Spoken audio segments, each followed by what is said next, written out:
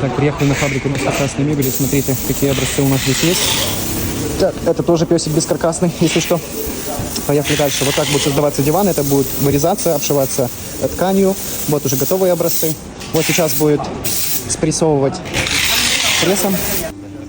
Пресс-машина указывает давление около 100 тонн. И все это превращается в один большой блинчик. Вот так это выглядит на практике и улучшает нам, конечно же, всем логистику.